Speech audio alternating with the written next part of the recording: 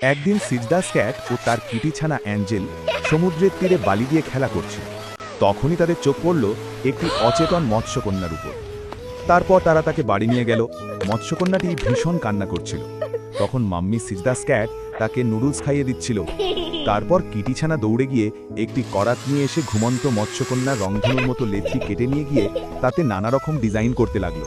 মৎস্যকন্যা ঘুম থেকে উঠে তাকে দেখে ভীষণ কান্না করতে শুরু করলো। তারপর সে হুইল চেয়ারে করে অ্যাঞ্জেলের কাছে গিয়ে ভীষণ রাগ করল।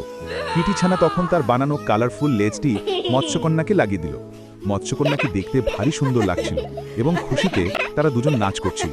এরপর কিটি ছানাকে বিদায় জানিয়ে মৎস্যকন্যা ডুব দিল সাগরে। অ্যাঞ্জেলের তখন ভীষণ মন খারাপ হলো।